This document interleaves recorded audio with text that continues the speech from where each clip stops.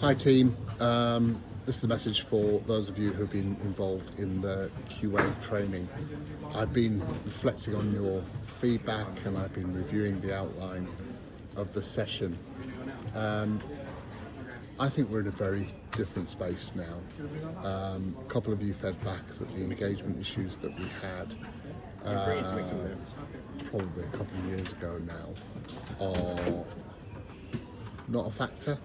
Engagement between the teams is pretty good, and there's no point singling out QA as an area where we need to make improvements.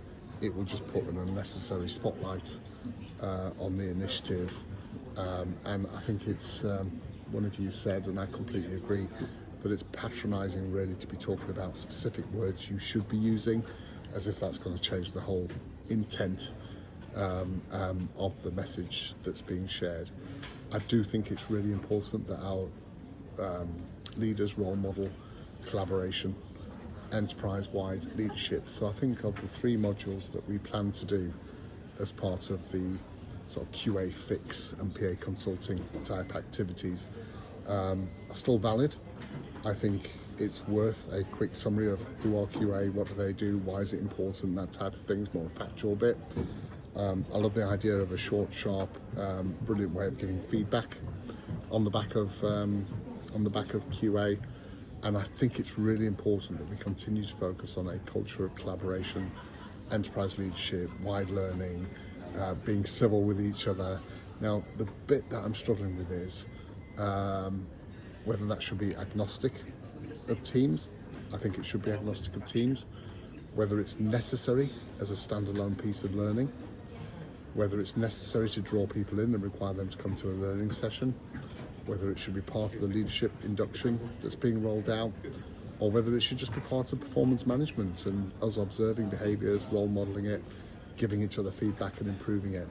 So I think those other 2 bits of training as an e-learn or e-type learn, the lady from training doesn't like the word e-learn, is useful for us to explore on feedback and what do QA do. But the culture thing, we need something that really promotes and role models the positive culture, is pragmatic, is proportionate, doesn't necessarily come out with a single team. But what I'd like us to have a think about is the training necessary? Will it have the right outcome? And what's the best way to deliver it? So Rebecca Brooks in the training team is having a 30-minute session. I've asked her to invite Rebecca Green, and I'll share with you the sort of training outline that we propose. I suggest Mark, maybe you want to join that as well. And I think out the back of that, we'll have a great way forward to sort out what we need to do next. Hope that makes sense. Thank you.